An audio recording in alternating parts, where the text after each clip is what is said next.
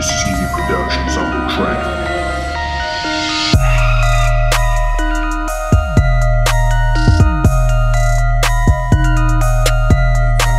What's up, everybody? This is Case Study QB, and we are the Political Junkies, and we're going to get this party started. This is our second episode. We're here doing politics, we having fun. And the first topic we're going to discuss is the lady, Elizabeth Warren. So on a scale of Biden to Bernie, with Bernie being a 10 and Biden being a 1, how progressive is Elizabeth Warren? I'm going to just say it. Liz is about an 8 or a 9 on the progressive scale. I'll stand by that. This is how we're starting it up. Right, we got to throw hands at some point, Gabe. That's why we're here. Hey, she's a 5. She's a 5. I mean, she's no Mitch McConnell level, not even Biden. So Biden being a 1, Bernie a 10, I'll give her a 5 because she is not moderate.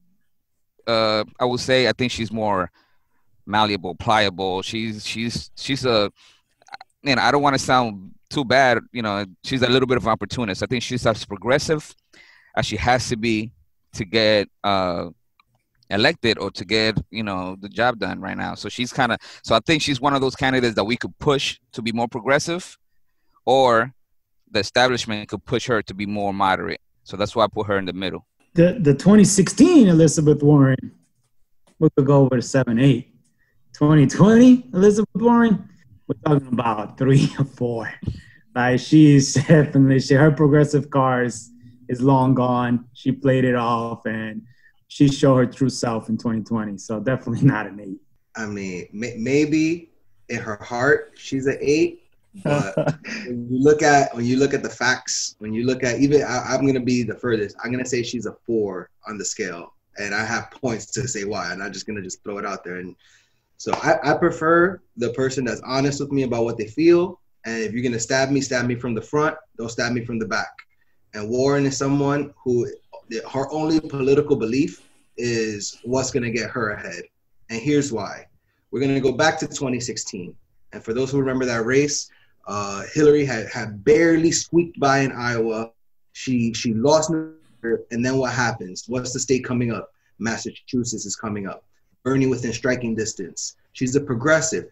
Hillary, who is the woman who Elizabeth Warren railed against previously during her fights, talking about the bankruptcy bill and things like that, chose to stay neutral in a state where it was decided by, I believe it was a point or less. It started back then where she just said, I'm going to calculate and try to play both sides. For those of you people who have seen Hamilton, there's a famous line that has stood with me since that, which is, if you stand for nothing, Burr, what will you fall for? And they were talking about Aaron Burr, that he was trying to play both sides. Mm-hmm. And that has been Warren since 2016, at least, all the way until now.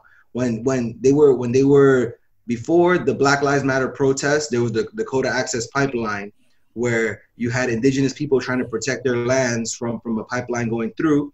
And who was out there? Several politicians went out there. Tulsi Gabbard went out there. And who missed? Native American 1.0001% Warren, who got ahead through her whole career off of her Native American heritage, silent on the issue, didn't go out there, wasn't on the ground with the people. Medicare for all, she's for, she's against it, she's for, she's against it, she's for. Half, but maybe in 5 years we're going to do Medicare for all. So, and then in 2016, 2020, she takes it to another level. Now she's going to call Bernie a misogynist that said that a woman couldn't be president, when he backed her and wanted her to go in 2016 to be the candidate to run against Hillary Clinton. He said, I want you to run. I'm backing you. I'm trying to draft her to run. And now in 2020, he's going to say that she couldn't do it. So she's a snake. There's no other way to say it. I prefer come on. Here we go. Her heart, she's a progressive, but if you're gonna try to play both sides, it's at that point, I prefer somebody who's going to stand for what they believe in. Yeah, I wouldn't go, I think, that whole snake out, it's not, it's funny a point, but it's not really, what it is. She really thought that Biden was going to make her the VP. She really thought she had a chance, and then she just sold herself. Then they said, we're going to probably give you the Treasury Secretary. And she's gonna realize she's not getting anything in return, and now she's lost. She lost her own state. So she may not even win it again. Who knows? So political ambition. In gambling, there's a term for people like her. That's a mush. That's when somebody makes all the bad bets and their bad luck, and she's betting that Hillary was gonna make her VP or put her something. She lost that bet because Hillary lost. She bet. All right, Gabe. I'm going to stab you from the front right now, then, because you know it's a little extra. You know, like I agree with you, but calling her a snake is a little extra. So, and then you bringing up Tulsi that you cape for. You know that maybe she might not be a snake. She's a little salamander then, or something, a chameleon. I don't know, because her herself kind of, you know, draw her progressive mantle at the end, not going all in for Bernie at the end of the election, and when everybody else was dropping out, she didn't stand up for Bernie. When everybody else, okay, you talk about Tulsi Gabbard. Yeah, Tulsi. Yeah. So I mean, if you're gonna bring her up, you know, you brought her name up, so I had to say a little something. All right, I want to move on from this topic. I think we let me defend Tulsi. Hold on. Let me defend Liz here from Gabe because I was letting him finish before coming in. Okay, no problem. Yeah. So first of all, on the Medicare for All flip, once again, Tulsi Gabbard, she acts that completely. She, right from the get-go, like, she decided, oh, my numbers are bad, I'm out. And she's flip-flopping more than a plan that says, in the beginning, we will do a public option that transitions into Medicare for all. The end goal still being Medicare for all, even if it is years away, because Medicare for all is more than likely not going to pass within the next 3 years. Especially if you side with Bernie Sanders, who doesn't believe in getting rid of the filibuster. On top of that, moving on to the other point, I not think endorsing Bernie.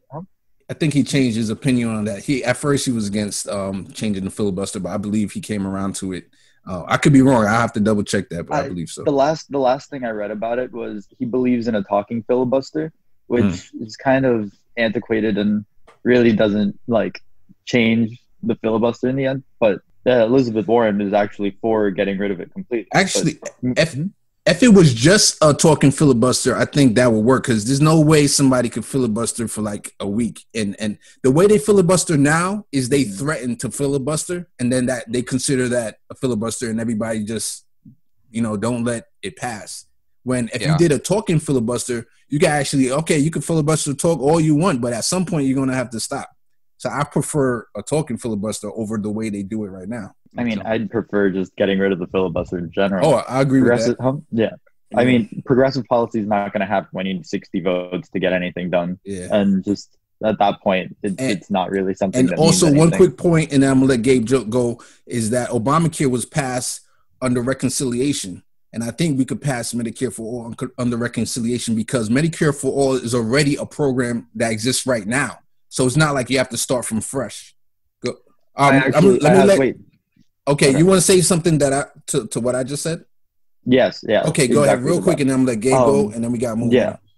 Elizabeth Warren's plan is actually going to be passed as a tax bill, meaning that it would only require 50 votes to pass, but it's something that Medicare for all wouldn't. All right, go on. Elizabeth Warren doesn't have a plan. Okay, Gabe, go ahead. Bernie has also said that his bill will pass through budget reconciliation. So, all right, let's move on from this topic. I just wanted to play Tulsi's honor. All right, go ahead, defend Tulsi's honor. You're letting people lie on Tulsi's name. All right, couple things. One, she stood in the race, so that's the thing is that she didn't go jump in again for Bernie because she was in the race trying to get into the last debate so that she could at least make a point, maybe make a splash, and maybe hit another kill shot because she already took out two candidates. She took out Kamala, and she took out what's his other name that we don't even remember because he was so unimportant. But she was trying to get into that last debate to see if she could get another kill shot. So she just stood in until coronavirus hit, and then she dropped gracefully. That's one thing. Two, it's a half truth to say she's not for Medicare for all. While she might not be for that policy in name, she's come out in favor of being in favor of an Australian universal healthcare style system. So you could Google that and see what that is, which is very, very, very, at that point, you're splitting hairs between Medicare for all and not. So she is for universal healthcare and for all of the major progressive policies, most notably being the most anti-war of all of the Democrats. No. Stop right there. See, that's No, why you went too far. As No, a yeah. public service person. Your she's- your defense for Tulsi is the same as Felipe for Warren. They have no merit. I at least have more information than she's Carlito. pretty and I like her. Listen, Tulsi is not anti-war at all. Okay, we seen she's anti-troops dying, but she anti-troops dying. Excuse me, but we seen how she was okay with some of the drone strikes. You know, so it's not really she's anti-war. She's anti maybe some imperialism, but she's not anti-war at all. You know, she doesn't want the troops to die, but she was okay with some of the drone strikes. No, and on the debate stage, she specifically said, "I'm not against war. I'm against regime change wars," which is really a weird bone to pick when you could just say, "Bring the troops home" or something of that merit. Versus, I don't like these handful of wars. So the last episode I teased to you guys the hidden case of the fallen Justice Democrat, and I wonder if you guys thought I was talking about any of the current Justice Democrats. No, I'm talking about Congressman Colin Allred. Here is the hidden case of the fallen Justice Democrat. On November 21st, 2017, Cenk Uygur made the announcement revealing the latest batch of people running as Justice Democrats, including Colin Allred. He ran in Texas in the 32nd District. He ran on Medicare for All, as he stated in this video with Emma Biglin. We have to get to universal coverage, and that's why I come out for Medicare for All. And also look at this tweet from January 27, 2018. I found an old Facebook post with a link to his Medicare for All page, which is now down when you click on it. By February 12, 2019, after being elected, he was featured in an article about candidates who got cold feet on Medicare for All. Quote, a small but troubling number of Democratic candidates who won election by running on a Medicare for All pledge are also getting cold feet on the issue. Freshman Democratic U.S. Representative Katie Hill of California, Susan Wild of Pennsylvania, and Colin Allred of Texas, to name a few, have adopted the same approach as Rhoda. Colin Allred also joined the New Democratic Caucus, a centrist coalition of Democrats, which is the opposite of the Progressive Caucus. Allred had previously worked for Castro at HUD and considered him a friend. Then 10 days after Castro dropped out of the race, Allred endorsed Biden. Allred addressed the group of Biden supporters in Dallas just a few hours before Senator Bernie Sanders was declared the winner of the Nevada caucuses, putting the Vermont Independent one step closer to winning the Democratic nomination. Allred declined to answer directly whether he would support Sanders if he becomes the party's standard bearer. I want to make Joe Biden the nominee, and that's what I'm working to do. I'm not sure when Colin Allred officially departed from Justice Democrats. It is speculated they parted ways because of Cenk's blog scandal. This was a situation where old blog posts long deleted were digged up and caused Cenk to resign from Justice Democrats. But Cenk resigned December 22nd, 2017, while Colin did the interview with Emma January 27th, 2018, about a month later. So the question is, how can progressives tell the difference between fake progressives and the real deal? Yeah, I don't think there's any way to do it. The best we can do is once they come into office, hold them accountable. And to me, that includes primarying people. I mean, the biggest example of somebody that bamboozled the country into being progressive, to me, is Barack Obama. So, you know, there's nothing we can do about it once they get into office, other than hold them accountable, push them, and primary them if necessary. But that means having a strong organization, other Democrats putting out bills that they're going to put their votes in writing to show, like, okay, show me where you stand now. You were talking a good game before. Now that you in, now show me with your votes. And then we see from there. Same page as Carlos, but the one thing I had to add is that we have to look at what are the mistakes that these folks are making. You know, you look at somebody like Colin in this case, and he flipped the red district. He turned it blue on a progressive campaign, on Medicare for All. And then you get into power, and then you flip, and it's like then you're probably going to lose to a Republican again, because now the people that voted you in are going to be like, oh, well, this guy's just a regular politician. He ran for this and then he did it, so we're going to vote somebody else in. Similar thing happened to Andrew Gillum in Florida, which if he didn't win, He won a historic victory in the primary where polls had him as much as I think it was 20 points behind, and he came back and won the primary on the night of on a platform of Medicare for all. And then you put him on the stage against the Republican Ron DeSantis, and they ask him if he's if he's for Medicare for all, and he says he won't answer. He dances around the question. He does everything except say he's for Medicare for all. And I don't want to say that caused his decline, but there's a definite correlation between the first debate and the multiple debates and his decline in the polls. Because he was cruising, he looked, all signs pointed to him winning, and after those debates, he cratered. It just shows that people are hungry for things like Medicare for all, which are plans that are economically feasible, and they save money and they provide better care. People want them, whether the Democrat, Republican, or Independent. Is a policy that has way over 50% of all voters, and I believe almost 90 to 95% of Democrat voters. You can fact check me on that. But then you get into power and you back stuff that doesn't have backing. So it just is a shame. There's always going to be people like this, and hopefully these failures show. Hopefully Colin gets voted out and replaced by a strong progressive that actually is going to be for those things. So while we can't prevent it, we can definitely do what Carlos said and fight back. All right, so let me jump in here real quick. I think that one thing that we can do to just keep in mind, or to have at least a Bernie side eye on the person, Colin, he was in the Obama administration and he actually worked under HUD. So initially he endorsed Julian Castro for president because that was his boss before. And then now recently he endorsed Biden, of course. But I think if we look at their past, and I'm not saying that all people who are in the Obama administration is not going to be a progressive. I'm saying you give them that Bernie side eye. And then the other thing is, if I was a Justice Democrat vetter, looking at the people who are recruits, I would really want them to articulate the policy. So if you say you're for Medicare for all, why are you for Medicare for all? And I want to hear them articulate, it's going to be cheaper, it's going to cover everybody, it's going to be, all the details in depth, so that I would believe you a lot more. Because if you change your policy and you knew that much information about Medicare for all, and then you go in the office and you really do a 180, then that's the total snake move. And one other red flag I would say to watch out for here is, I mean, if you look at his campaign source, his campaign finance sourcing, I mean, it's right away, if you look at it, over 90% of his campaign financing is large individual contributions and PAC contributions. Exactly. Compared to the small individual contributions. So you could talk all the talk you want, but if you see where your money's coming, if we see where your money's coming from, and I mean, right away, you can tell that this is not a progressive, source of financing. He's obviously going to be beholden to the people who are giving him the money.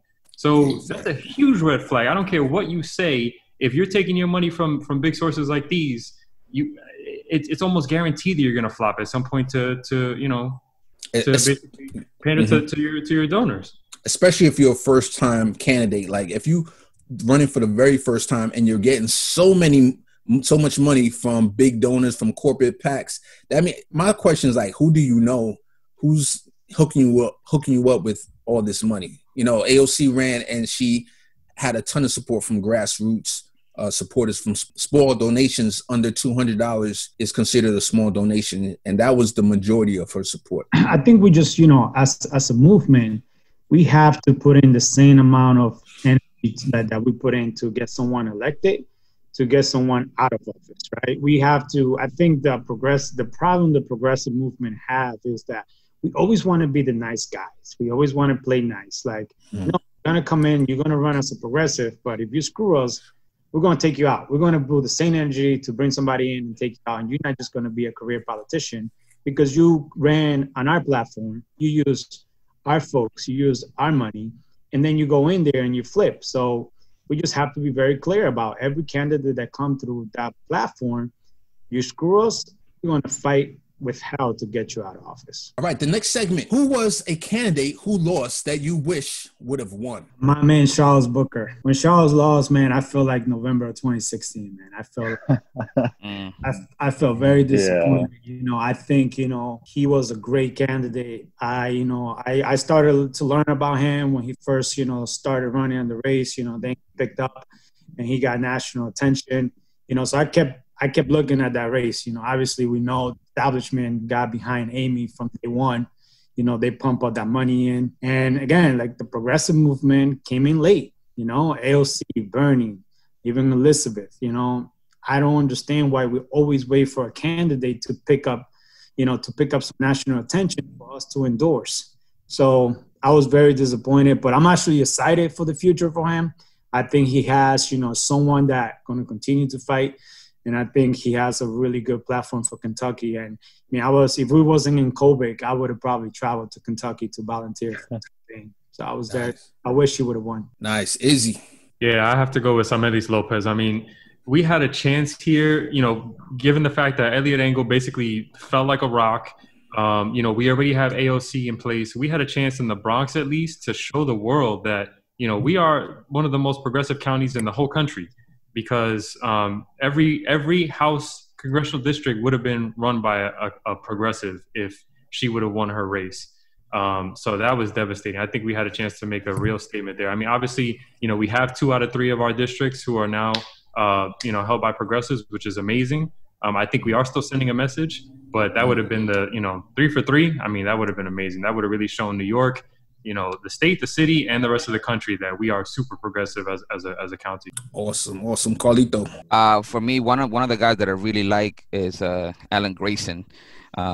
He came into the stage as a unapologetic progressive, and he made a lot of waves one time when fighting for Obamacare, and he said the Republican plan, which it was none, so he said is to not get sick, but if you do get sick, then die quickly. And that caused an uproar. Oh yeah. And the part that I was most upset about him losing, it's not just that he lost, is that the Democrats establishment like to talk about protecting your people, but they basically, when he was running for Senate to take on Marco Rubio, they endorsed a guy that used to be a Republican and then changed to Democrat, and Patrick Murphy. And most of the money that he got when he was running, it was from like his dad. His dad put like $500,000 into his own campaign, another $1 million into Democratic coffers, and that's what got him in there. It was a guy with a lot of money, and they pushed him to defeat Alan Grayson, and then he went on to lose to Marco Rubio anyway. Yeah. So if he would have been in there, he would have had a better chance, I think. But we were shooting ourselves in the foot because, the Democrats, they just rather lose to a Republican than to win on a really progressive platform. Yeah, the interesting thing about Alan Grayson was that I believe, if I remember correctly, he kind of take over Bernie's spot in the House as far as being able to have a record amount of amendments. And he was able to, they said that about Bernie, he was the amendment king. And Alan Grayson had that about himself, which unfortunately, though, for him, he was never a media darling. When he did that stunt that you just talked about, it was really looked down upon. It really looked like, in Congress, you got to have a lot of, dignity and respect for your colleagues. While when he did that, he didn't get a lot of positive press. It's like the anti-AOC. Like AOC could do no wrong, and Alan Grayson could do all the wrong. So unfortunately, he didn't have that going for him. Right. So this is the part where we also shoot ourselves in the foot, because when that happened, they compared him to I forgot his first name, Wilson, the guy that during the State of the Union, he told to Obama, "You lie." Okay. So they compare him to him in that way. But the thing with Wilson was that the Republicans embraced him. He fundraised a ton of money over that. Meanwhile, we want to be goody two shoes and not support our people when he's not even lying. He wasn't even lying. Yeah. But it wasn't completely full of decorum and grace. So we gotta, so we have to, throw him under the bus. So that's upsetting. Exactly. So the person that I would have loved to see run is Brent Welder. So I'm cheating a little bit. He didn't run in 2020. He ran in 2018 as a Justice Democrat. And I thought he did an excellent job back then. Well, what impressed me more and why I'm bringing him up right now is just recently we had the DNC platform convention or committee where they were voting on different motions, and he voted or tried to put on the table to not to ban corporate super PACs donations. We need to neutralize corporate influence first within our party that is preventing us from living up to our platform, our ideals, and being a true party of the people. The party of the people cannot put profits ahead of people and remain the party of the people. And he got a lot of pushback from the Biden delegates who they ended up tabling the motion. And I got to give a shout out to Status Q, Jordan Sheridan, who brought this to my attention because I didn't watch the whole convention, but he definitely had a clip on this. And the way he did it made me so proud, and you could definitely tell that he is a true progressive. He's a true guy, and I really wish he would have ran in 2020 so he could continue to build his brand, but I hope that he jumps back in the race at some points and jumps back into the fight because he would be a good candidate. All right, Gabe. And Case, just to add on to that, with the Brent Welder race, he ended up losing to a corporate establishment back candidate that to this day has proven not to be progressive. So that's just sat there. Not at all. I gotta say, she was one of the 2 first Native Americans to join the Congress, which is great. But here's identity politics rearing its bad head, where that's what they really emphasized. Like they were literally saying, "Why are you voting for the first Native American or one of the first Native Americans?"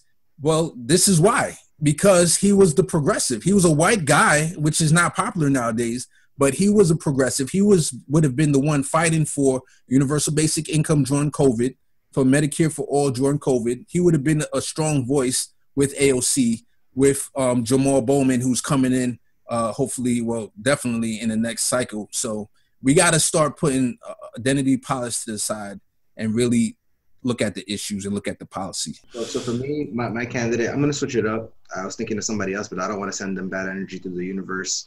So I'm going to change my candidate to Tulsi Gabbard. And I'm going to talk more about Tulsi Gabbard because if you look at policy, a perfect, like if you wanted to create a candidate that would be perfect to take the country, it would be Tulsi Gabbard. She checks all the boxes. She's a veteran. She's a woman. She's well-educated. She's progressive in policies. If you want to look at her policies and say, well, maybe she's for certain wars, but not others, in that case, she becomes more of like a global centrist versus the centrists in this country that are conservatives. So if you look at somebody that really has potential, she attracted a lot of reasonable right-wing folks and a lot of independents and a lot of progressives. And the attacks that people have levied against her pretty much don't stand. She had the whole media against her throughout this whole campaign, trying not to give her shine. If she would have just got one of the boosts that maybe Kamala Harris got, or Amy Klobuchar got like 5 boosts, or Pete Buttigieg got a couple boosts, if she would have got 1 or 2 of those boosts, she definitely could have been in the conversation making noise, but they just kept her out of it. They called her an Assad apologist, Assad toady, all these things that are pretty baseless. And hold on, don't shrug off things like this is not a debate now. This is my time. So, so all of these things, she didn't get any shine. And then as soon as she drops out because of COVID, she wanted to stay in. She drops out because of the pandemic and endorses Biden, which is the quote unquote right thing to do. I disagree with that, but she endorses him. Everyone's fawning over Tulsi. Look at her. She's so graceful. She's so this. Look at it. All the stuff they just said about her, you could tell is disingenuous. It was disingenuous. They were making disingenuous arguments.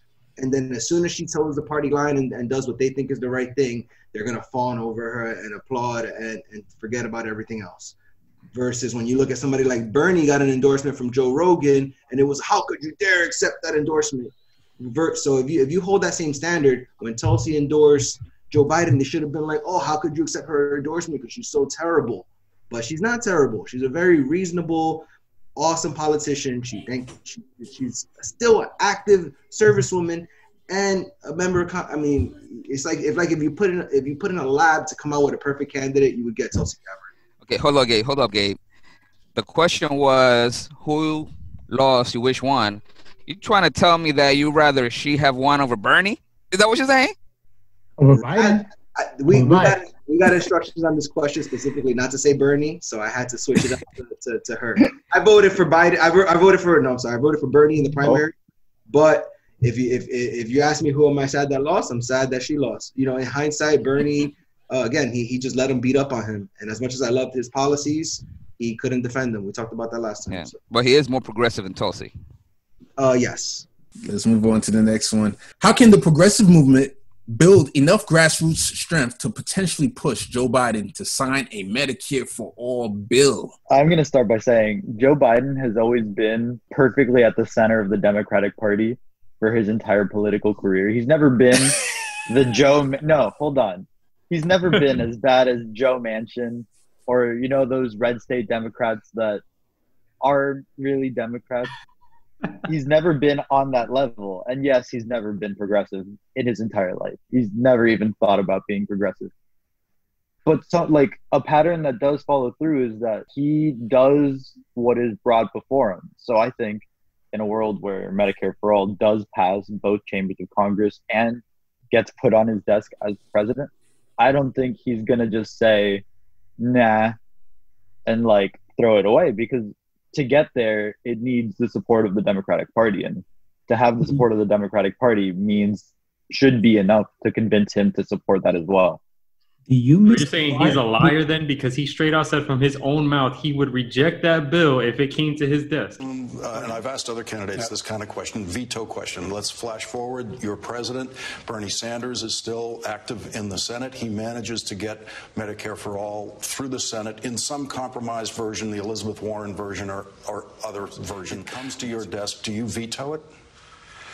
I would veto anything that delays providing the security and the certainty of health care being available now. If they got that through and by some miracle, and there was an epiphany that occurred, and some miracle occurred that said, okay, it's passed, then you got to look at the cost. I want to know, how did they find the $35 trillion? What is that doing? Is it going to significantly raise taxes on the middle class, which it will? What's going to happen? So are you saying that he's a good centrist and then also calling him a liar at the same time? This is the problem. This is the problem. Do you guys not call Joe Biden a liar on regular points? This is the problem. This is the problem with established Democrats. They come in and they say things like this. Show that Americans want both the public option and Medicare for All. They want both. I think whatever happens is going to be steps, and then ultimately, I think even Biden wants to get to Medicare for All. Ultimately, eventually, it's like Joe Biden is he clearly said, if Medicare for All comes to my desk, I veto it. I think that we have to be able to put pressure on Joe Biden. So the first thing to do that is we have to elect more progressives. So we got Jamal Bowman coming into office. We have various other people who have won their primaries that hopefully in November they're going to win and join the squad. So we're going to have the squad. We're going to have Squad 2.0, and then we're going to have the Avengers Squad when they both combine, and hopefully they're going to be able to wreak some havoc and finally have I don't want to call them a Justice Democrats caucus, but the Progressive Caucus can be considered a joke at times. They have so many people, but there's even some members of the Progressive Caucus and the New Democrats. How are you part of both caucuses? So I can't even really count on the Progressive Caucus to have a voice, because they haven't been having a voice so far. So we need to establish a new caucus that can hold their vote and put pressure on the Biden administration. So I think that's one way. The other one is just primary, man. You just got to primary everybody. No sacred cows, man. Everybody can get it. Yeah, pretty much, man. That's as simple as it goes. So I'm wondering, let's say we had a Nina Turner running for 2024. When should she jump in? Now. Right now. Just do it now. Listen, we have to start. I always go back to this point. Our progressive movement needs to be stronger. We need to go and say, this is what we're going to do. If you're not on board, we're going to go this way. We know, we have the people, right? We have the people. Yeah, maybe we don't have 50%, maybe we don't have, but our movement is strong.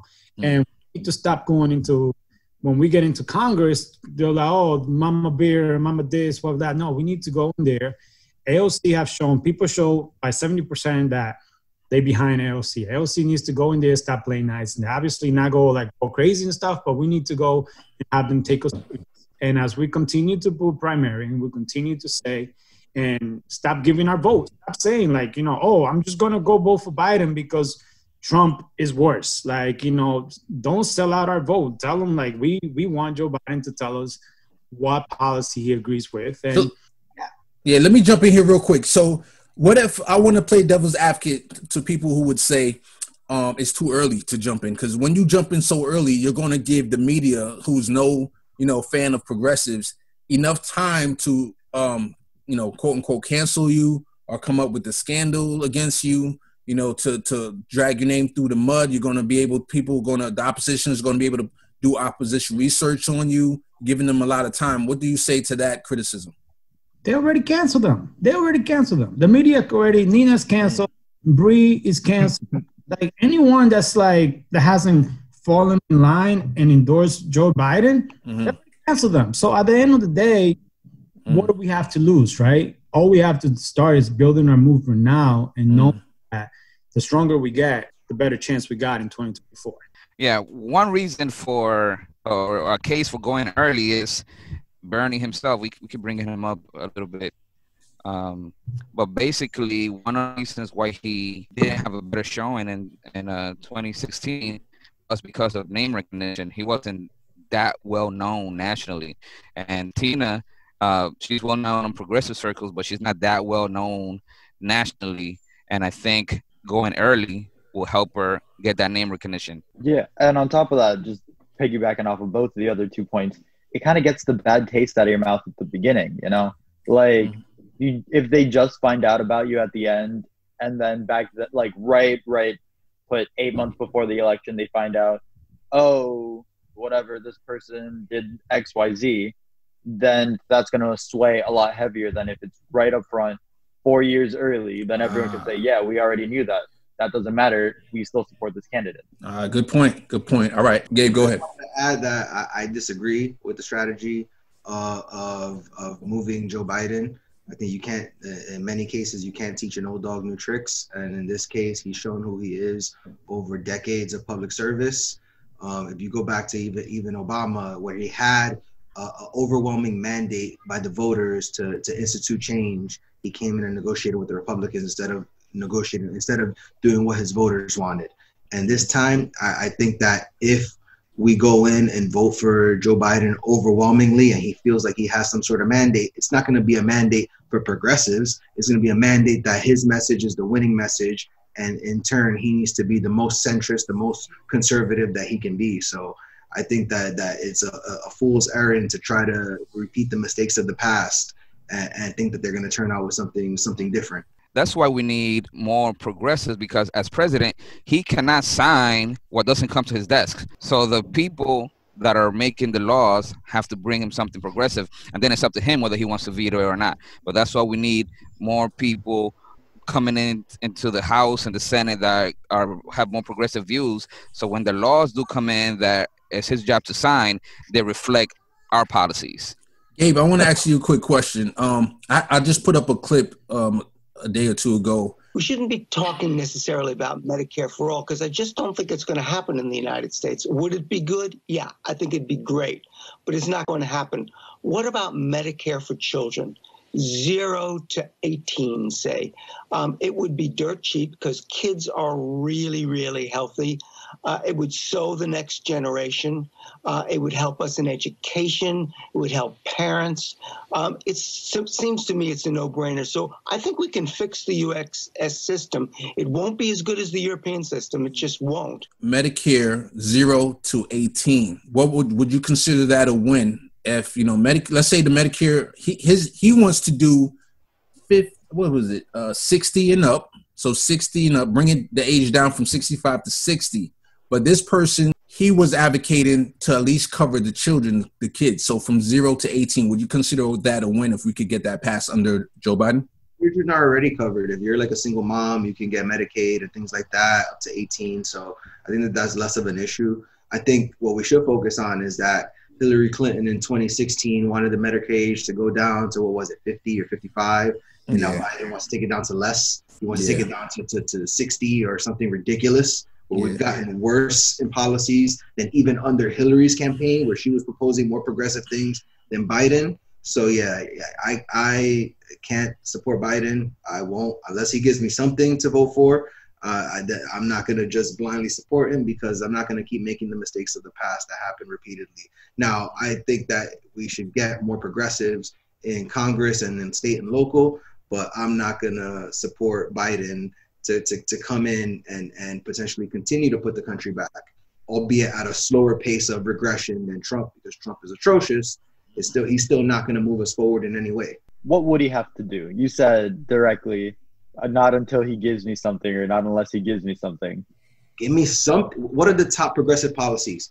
Free, not free colleges. Free is a bad word. It is taxpayer funded college. So right now we fund K through 12.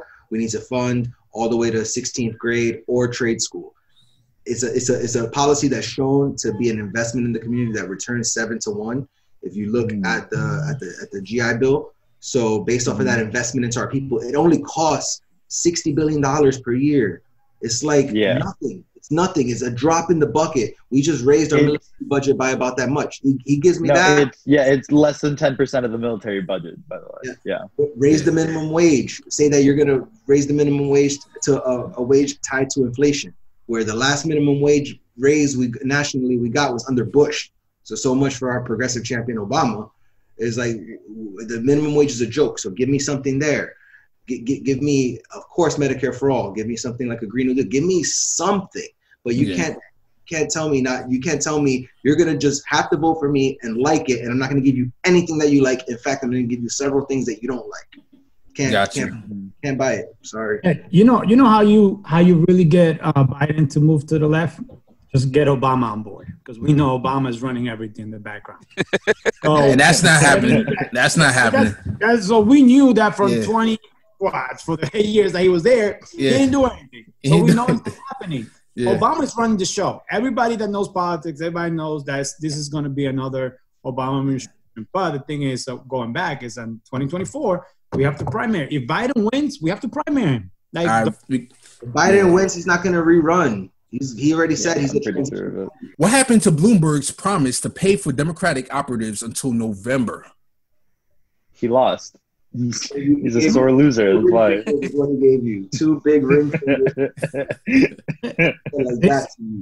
You know what happened? This is what happened when you let a Republican run on a Democratic party, and that just shows that we don't really have 2 parties. Just a Republican Party, and then there's Democrats that are Republicans. We just did a D next to them. That's what happened. It's billionaires. They give you all the promise, and then they're like, oh, you know what? Let me just donate the $18 million to Biden campaign instead, and then we'll figure out how I get it back later. I get it. Yeah, my thing about this real quick is how quiet the media is about this. Like, if this was somebody on the left who promised, hey, I'm going to give all these jobs, all these operatives. Matter of fact, I'm going to give it to whoever is the nominee. So that's actually some tangible assets right there that Biden, well, the way things are going right now, Biden doesn't really need it. But it doesn't hurt to have a whole bunch of people on the ground, a whole bunch of money in all the states, a whole bunch of operatives getting out the vote, especially with COVID going on. And it's just crickets in the media right now. Yeah, I agree. I mean, but we all knew what his campaign was about, right? Look at when he jumped in. He jumped in when people were afraid that Biden wasn't gonna win the primary, that Bernie was gonna run off with it. So he jumps in with his $1 billion. He only stayed in the campaign for 104 days, spent about $1 billion in 104 days, and then as soon as Obama asked him to leave, he's out. So we all knew that this was just a vanity campaign. This was just a farce to try to keep Bernie from getting the nomination. And so any promises he made during that time, I mean, they're empty, whether it's to his campaign staff or to anyone else. They were just empty to try to ensure that Bernie did not get that nomination. And let's add the extra impact of those lost jobs. Imagine if you're working on another campaign. I know of many people that were on one campaign and actually went to his campaign for that security. And then now during a global pandemic, during historic job loss in our country, you're going to just having the money to continue paying those people and making the promise and then cutting that off is disgusting. It is America in one microcosm example. If you want to just understand America, look at the Bloomberg campaign. It's something run by billionaires and good point. Workers, and you're gonna like what we have, and that's it. Good point. Agreed. I mean, I even read a quote from Chuck Rocha how basically, he was stealing. Bloomberg was stealing people even from Bernie's campaign people are literally saying I have to leave the campaign because Bloomberg is promising so much money to me, but I'm still going to vote for Bernie. I'm still going to have my whole family vote for Bernie, but I have to do this for my family. And then look at how he just squashes them in the end. Why you don't vote? It's why you don't vote for Republicans and why you don't trust Republicans. Let me ask this question. How many of you guys are relieved that Biden is the nominee instead of Bloomberg? Oh, I'll say it. I'm relieved. Bloomberg is disingenuous throughout. No one's happy about a Biden nomination. Let's be real. Biden was everyone's candidate, but Bloomberg was vicious.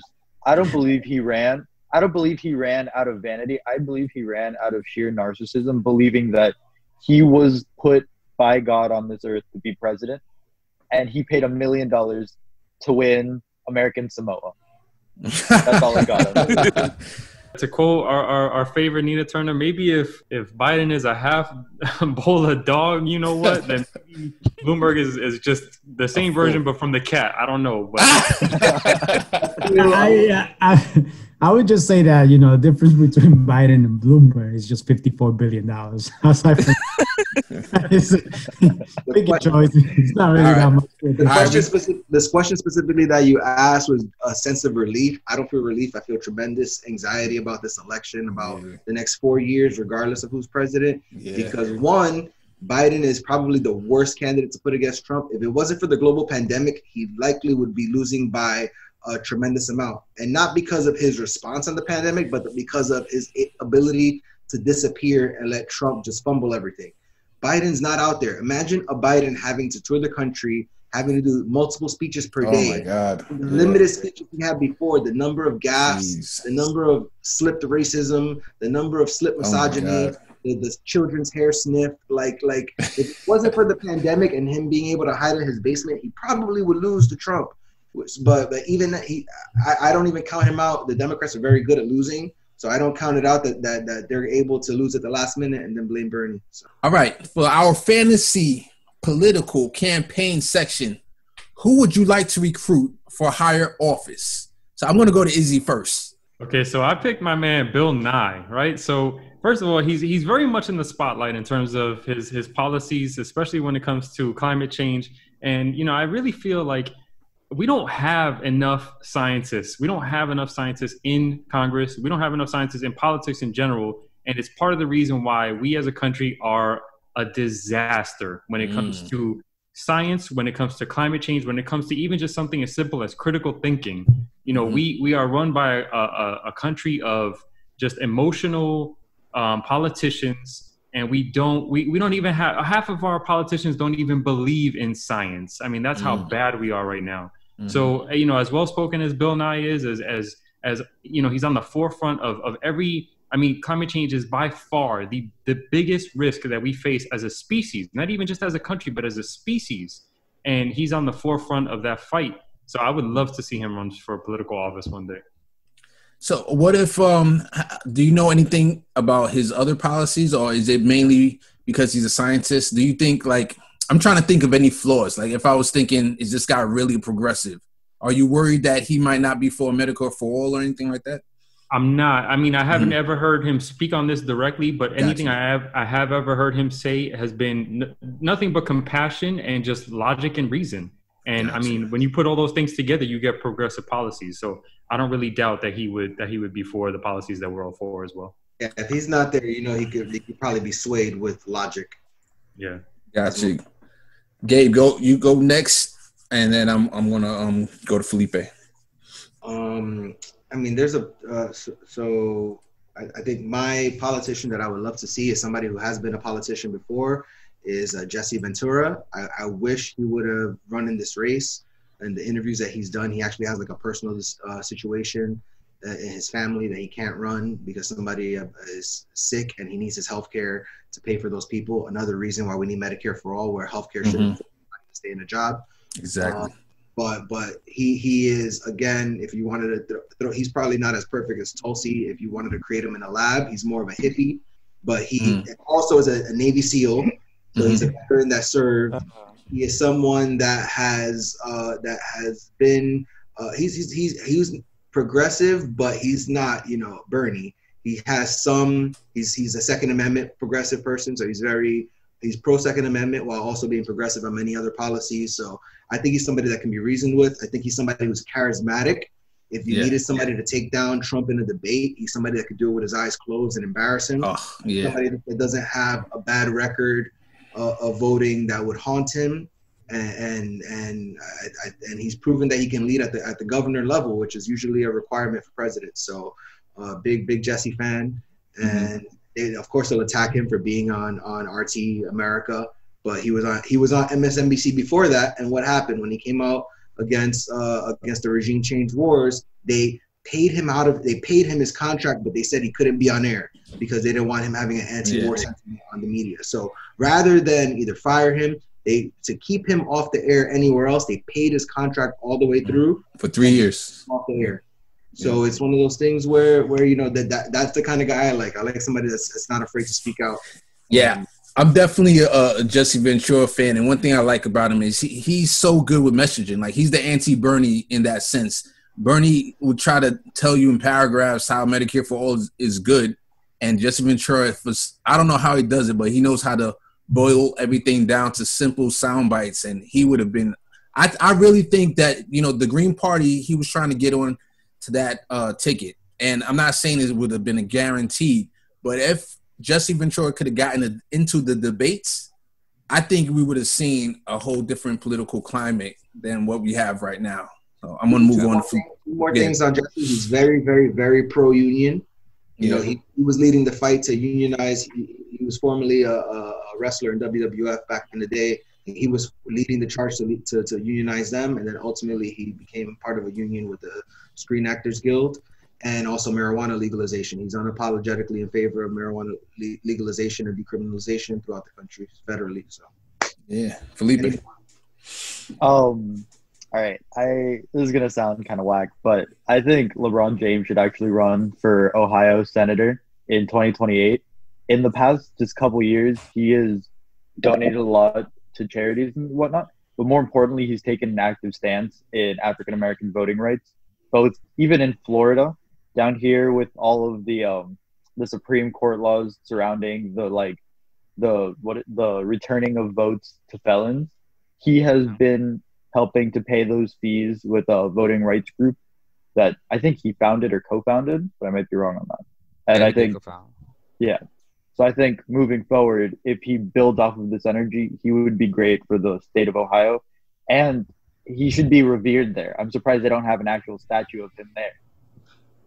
All right, I gotta push back a little bit. I've seen too many people agreeing with this. I don't know this guy's politics. I mean, he endorsed Hillary Clinton, which is like the popular thing to do probably for any celebrity. Let's be real. If you don't endorse Hillary, you would be ostracized or whatever in celebrity circles. But I like people who almost borderline being radical. Like, I understand everybody can't be a radical, but I want to see you take a stand that's not popular, like with anything. Everything that he's done, even with China, when they had the issue with China, he went along with his pockets than to go along and use that situation to talk about freedom of speech and to speak out against the China regime.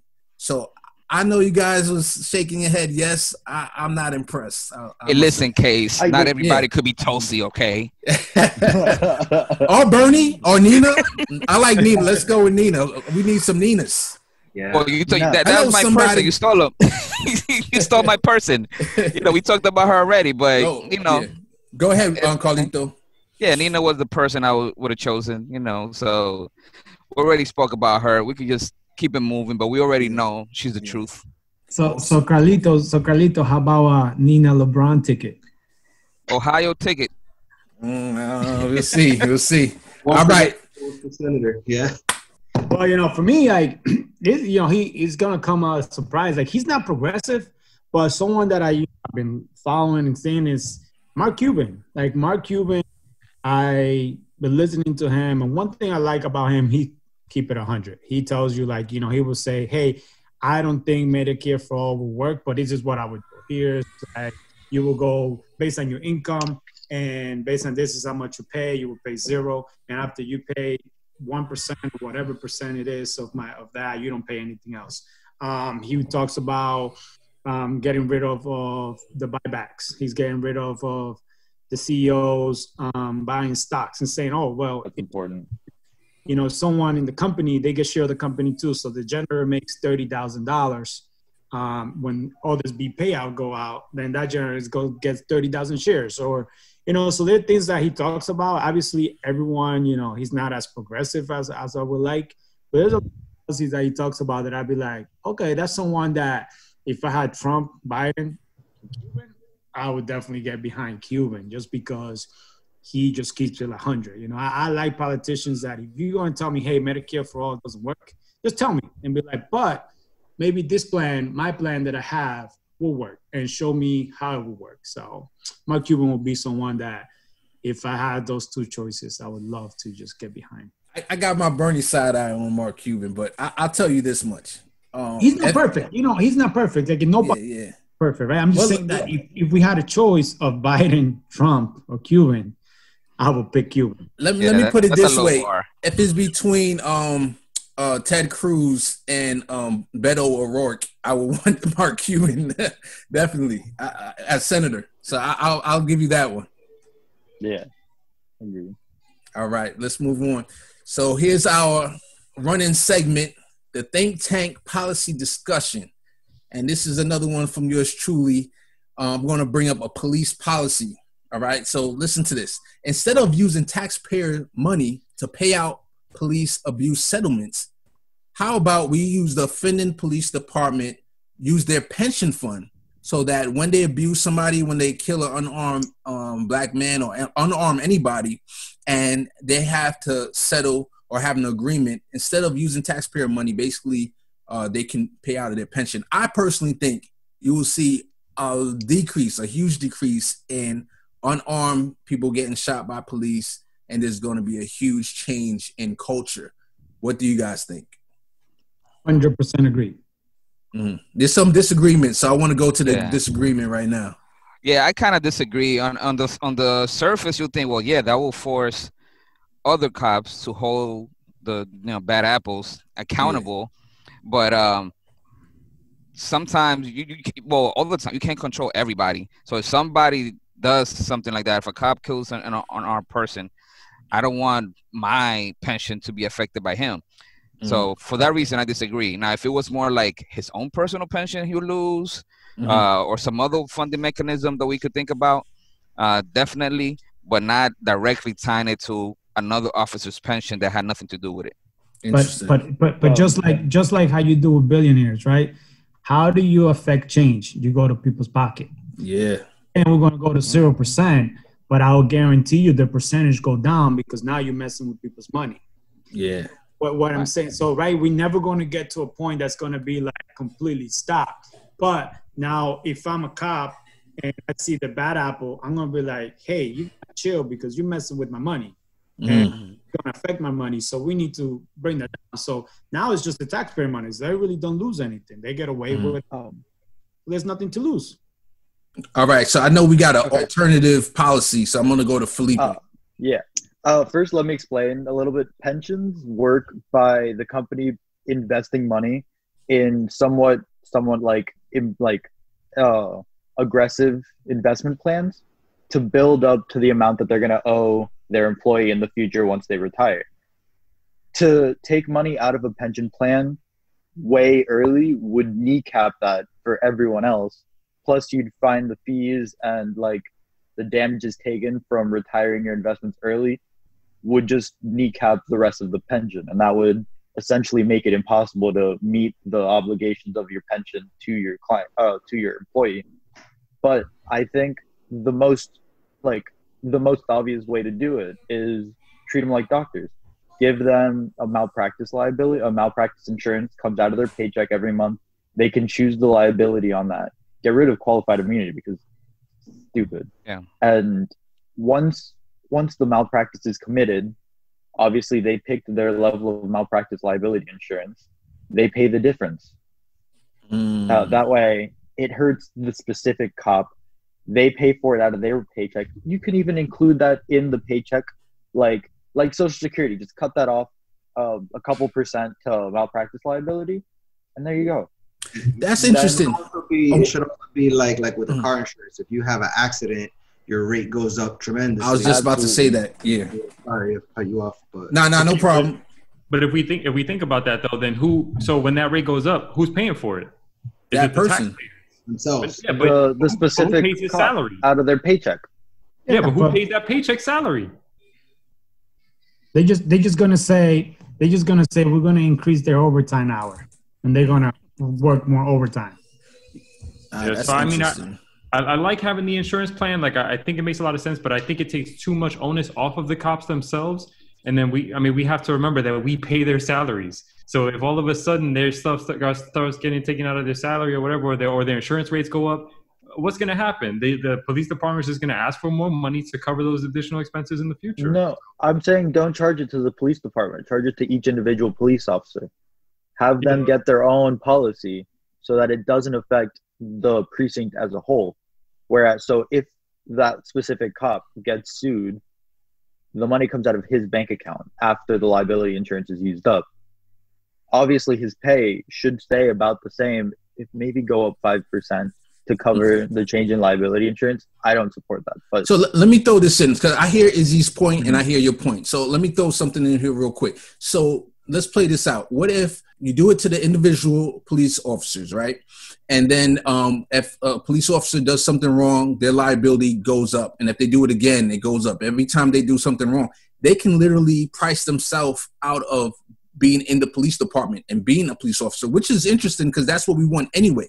We want people who keep violating their rights as a police officer or violating other people's rights to get them priced out of the market. Now, I hear Izzy's point, because if the captain or whoever, the police union boss or whatever says, hey, we're going to just keep paying you out. Don't worry about it. Every time your insurance goes up, we'll pay your insurance. Then you might have a issue.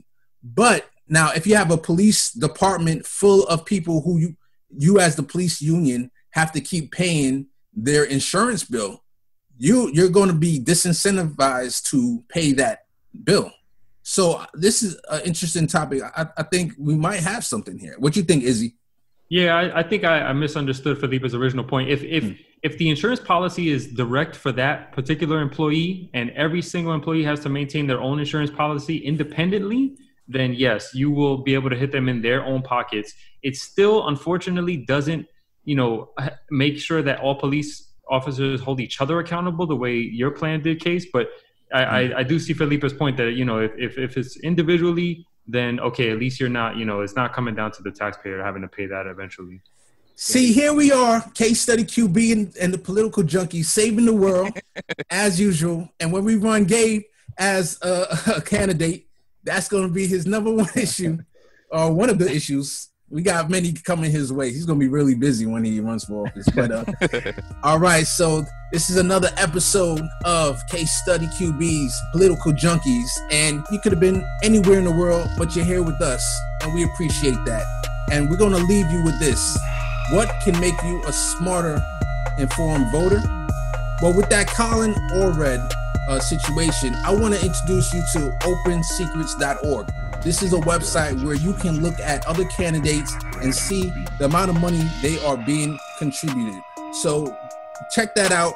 And this is Case Study QB, where we are making you a smarter voter. Have a great one.